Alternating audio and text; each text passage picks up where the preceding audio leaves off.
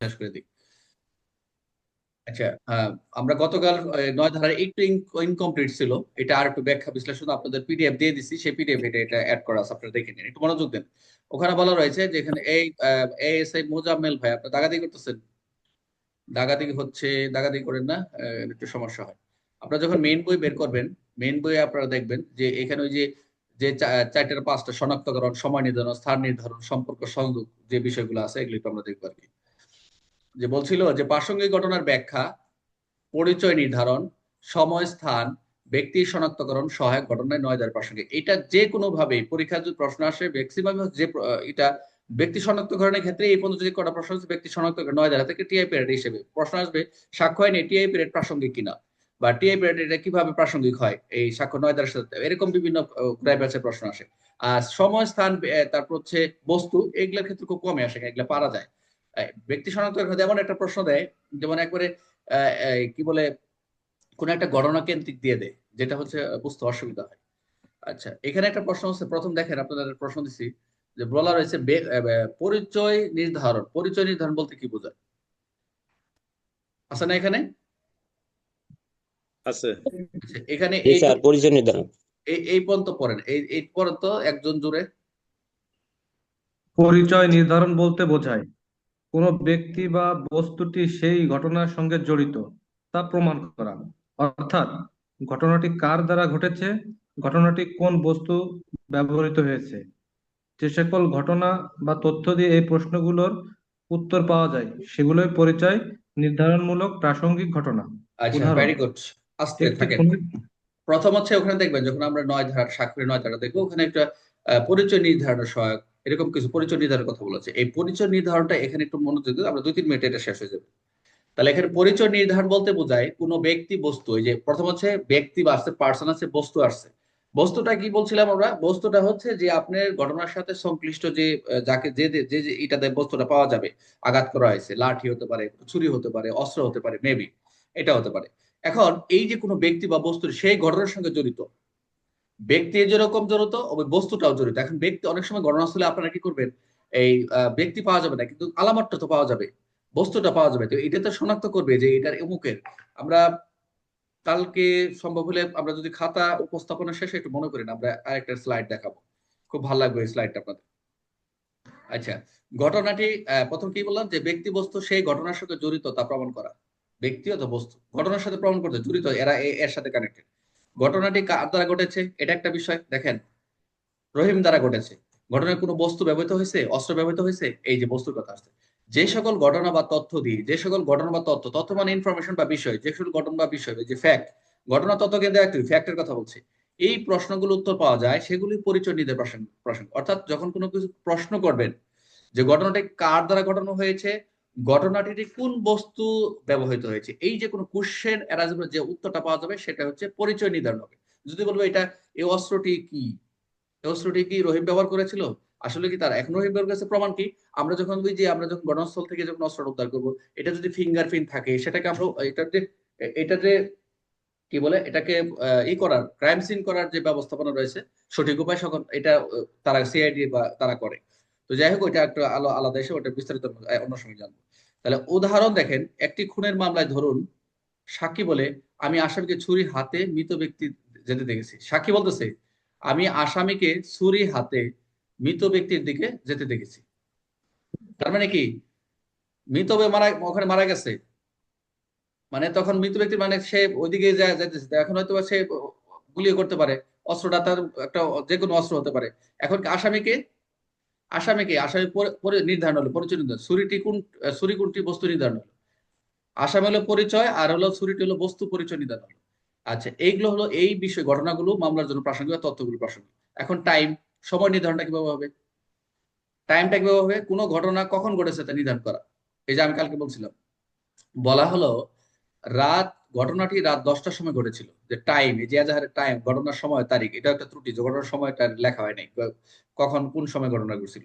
Mobile call রেকর্ডে দেখা যায় ওই সময় আসামি ফোন ঘটনাস্থলে টাওয়ারে সক্রিয় ছিল, যে ঘটনাটা রাত 10টায় ছিল, যে ওই সময় আসামির ফোন ঘটনাস্থলে টাওয়ারে কি ছিল, সক্রিয় ছিল।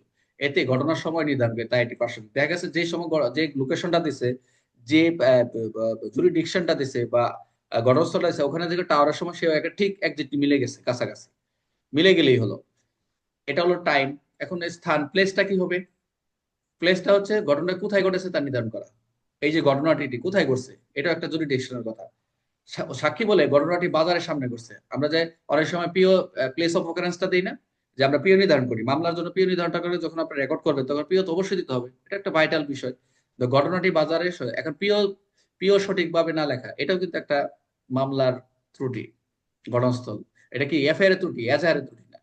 এফআইআর আপনাকে এগুলো দিছে এক জায়গায়, আর আপনি লিখছে, এটা কিন্তু ত্রুটি। সিসি ফুটেজে দেখা যায় আসামি ওই সেই বাজার এলাকাতে ছিল, সিসি ফুটেজে দেখা যায় সে যে বাজারের সামনে সেই বাজারে সে ঘুরতেছিল।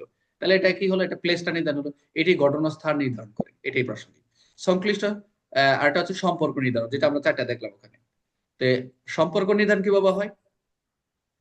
সংশ্লিষ্ট ব্যক্তিদের মধ্যে কোনো পূর্ব সম্পর্ক ছিল কিনা তা বোঝানো। এই যে কোনো যে যার যেটা যাদের সাথে ঝামেলা হয়েছে তাদের সাথে কোনো পূর্ব কোনো সম্পর্ক ছিল না।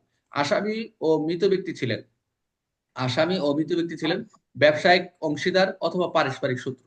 এই যে, এই যে তাদের তাদের সম্পর্কে ছিল, এই যে আমরা যে কয়েকটা উদাহরণ দেখছি, তাদের মধ্যে ব্যবসায়িক অংশীদার ছিল, পারিবারিক শত্রু থাকতে পারে। এই সম্পর্ক দেখায় উদ্দেশ্য, যে মোটিভ, যে মোটিভ আমরা দেখলাম কি, আমরা মোটিভ গত দেখলাম না যে 8 ধারায় মোটিভটা কি, তাই এটি একটি প্রাসঙ্গিক ঘটনা।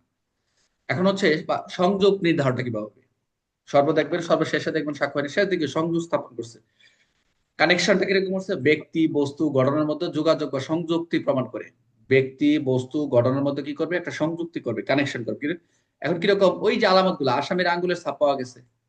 যখন আপনি মনোযোগ দেন, এটা যখন কোনো একটা ঘটনা ঘটে যাবে, তখন তার চুল বা কোনো একটা রক্তের দাগ তার সাথে যখন আসামির সাথে যখন তাকে ডিএনএ টেস্ট করা হবে, যখন মিলে যাবে, আঙ্গুলের ছাপটা মিলে যাবে, তাই এটা কি কানেক্টেড হলো না? ঘটনার সাথে কানেক্টেড হলো, আসামির সাথে কানেক্টেড হলো, পরিচয় শনাক্ত হলো, এটাই বলছে কানেক্টেড। আসামির কাপড়ের রক্তের দাগ মিলে গেছে। এই এই এটা আরো ভেরি ভেরি ইম্পর্টেন্ট। এটা এটা নিয়ে আমি প্রাসঙ্গিক প্রাসঙ্গিক একটা উদাহরণ দেবো, দেখুন ভালো লাগবে। এগুলো দেখা যায় আসামি ও ঘটনার মধ্যে সরাসরি সংযোগ আছে, এ দেখা যাচ্ছে তার মানে মিলে গেল, তাই এগুলো প্রাসঙ্গিক। তাহলে আমরা এটাকে যদি মনে রাখতে চাই, আমরা কে করেছে, কখন করেছে, কোথায় করেছে, কার সম্পর্ক ছিল, কিভাবে সংযোগ ছিল, পাঁচটা। কে করেছে, কে করেছে মানে কি, ব্যক্তি, কখন করেছে, টাইম, কোথায় করেছে, এটা প্লেস, কার সঙ্গে করেছে, এটা হলো ব্যক্তির সঙ্গে সম্পর্কটা কি কি সংযুক্ত ছিল, কানেকশন হয়েছে। এই পাঁচটাই হচ্ছে আপনার হচ্ছে সেই ঘটনাগুলি কি হবে, প্রাসঙ্গিক। অর্থাৎ পরিচয়, সময়, স্থান সম্পর্কে একটা সংযোগ নির্ধারণ করে। আমরা একটা গল্প দিলাম, একদিন রাতে 10টা নাগাদ শহরে পুরাতন বাস স্ট্যান্ডের পাশে এক ব্যক্তির মৃতদেহ পাওয়া গেল। পুলিশ ঘটনাস্থলে সেখানে তদন্ত শুরু করলো। সময় নির্ধারণ কি, ঘটনার পাশে একটি দোকানে সিসিটিভি ক্যামেরা দেখা গেল 9টা 45 মিনিটে একজন লোক দ্রুত হেঁটে ঘটনাস্থলের দিকে যাচ্ছে। এতে বোঝা গেল ঘটনাটি রাতের ওই সময়ের মধ্যে ঘটছে। এটি সময় নির্ধারণ করে প্রাসঙ্গিক ঘটনা, সিসি ফুটেজ। স্থান নির্ধারণ কি হলো, মৃত পাশে পড়ে থাকা রক্তের দাগ, ভাঙা মোবাইল পাশ দেখে পুলিশ নিশ্চিত হলো খুনটি বাস স্ট্যান্ডের পাশেই সংঘটিত, অন্য কোথাও নয়। এটি স্থান নির্ধারণকারী প্রাসঙ্গিক ঘটনা। পরিচয়ের ব্যক্তি কি, একজন প্রত্যক্ষদর্শী বলল আসামি রাসেল নামের এক ব্যক্তি আহ ছুরি হাতে ওই লোকটির সঙ্গে ঝগড়া করতে দেখেছি, গুড। পরে সিসি ফুটেজে দেখা গেল দোকানের ক্যামেরায় ধরা পড়ল লোকটি সত্যিই রাসেল। এতে কে অপরাধ করেছে তার নির্ধারণ হলো, পরিচয় নির্ধারণ হলো। এটি পরিচয় নির্ধারণকারী প্রাসঙ্গিক ঘটনা। পরিচয় নির্ধারণ বস্তুটা কি, পুলিশ রাসেলের বাড়ি থেকে একটি ছুরি উদ্ধার করলো। ফরেন্সিক রিপোর্টে দেখা গেল ছুরিটি মৃত ব্যক্তির রক্ত, রাসেলের আঙুলের ছাপ রয়েছে। এতে বোঝা গেল ছুরিটি অপরাধে ব্যবহৃত হয়েছে। এটি এটি পরিচয় নির্ধারণমূলক। এটা কি হলো, প্রাসঙ্গিক ঘটনা বস্তুর ক্ষেত্রে। সম্পর্ক নির্ধারণটা কি হলো, মানে সম্পর্কটা কি হলো, রিলেশনে। তদন্তে জানা গেল মৃত ব্যক্তি ও রাসেলের একসময় ব্যবসায়িক অংশীদার ছিলেন। টাকা পয়সা নিয়ে তাদের মধ্যে দীর্ঘদিন বিরোধ চলছিল। এই তথ্য থেকে উদ্দেশ্য হলো, মোটিভটা হলো স্পষ্ট হয় তার। এটি সম্পর্ক নির্ধারণকারী হিসেবে প্রাসঙ্গিক ঘটনা। সর্বশেষ হলো সম্পর্ক, সংযোগ স্থাপন, কানেকশনটা কি হলো, রাসেলের মোবাইল কল রেকর্ডে দেখা যায়, রাসেলের মোবাইল কল রেকর্ডে দেখা গেল ঘটনার ঘটনার ঠিক আগে মৃত ব্যক্তির সঙ্গে রাসেলের কথা হয়েছিল। রাসেলের কাপড়, মৃত ব্যক্তির রক্তের দাগও পাওয়া যায়। অর্থাৎ এই যে আমরা যে একটা, যদি একটা ঘটনা আমরা বলতেছিলাম, বগুড়া যে একটা ঘটনা, বন্ধু টাকার সাথে লেনদেন, সেই ঘটনাটা ঘটে সে নিজেই আসামিকে আসামিকে হত্যা করে, আসামিকে নিজেই হত্যা করে গলা কেটে সে আবার বাড়িতে গিয়ে কি করে, গোসল টোসল করে কাপড় টাপড় ধুয়ে সে আবার আবার ঘটনাস্থলে আসছে যে আমার বন্ধুকে দেখে আসি। এই যে কানেকশন করলো রক্তে। আমরা যখন গেলাম তখন ওই লঙ্গিটিতে কিছু পাইনি, দেখলাম পরিষ্কার। তো এই রাত বাজে 11টা, আপনি গোসল করলেন, নামাজ পড়ে আপনাকে আপনার বাবা মা কিন্তু জিজ্ঞেস, তারা বুঝতেই পারে না যে কেন গোসল করলো। ওই যে রক্তের দাগ আছে গায়ে, রক্তের তো একটা রক্ত গুলো বেরোয়েছে, এটা একটা শরীরে যখন ছড়াই গেছে তখন তো গোসল তো করতেই হবে। তো এই আমরা প্রশ্ন করেছিলাম তুমি কি রাত্রে কেন গোসল করলা, তখন সে বলে না। যখন আমরা থানা নিয়ে আসছি বলে না, যখন আমরা জায়গা মতো ধরছি তখন বলছে স্যার আমি করছি, হ্যাঁ আই ডিড ইট। আচ্ছা, এতে রাসেল ঘটনার মধ্যে সরাসরি সংযোগ প্রমাণিত হলো, এটি সংযোগ নির্ধারণকারী প্রাসঙ্গিক ঘটনা। তাহলে কি হলো, আমরা যে বিষয়গুলো দেখলাম, বিষয়টা হচ্ছে পরিচয় সিসি ফুটেজ দেখলাম, পরিচয় সাক্ষী সিসি ফুটেজ দেখলাম, সময় দেখলাম সিসি ফুটেজ দেখলাম, স্থান দেখলাম, ঘটনা আলামত পাইলাম, সম্পর্ক ব্যবসায় বিরোধ, সংযোগ রক্ত সাপ কল রেকর্ড।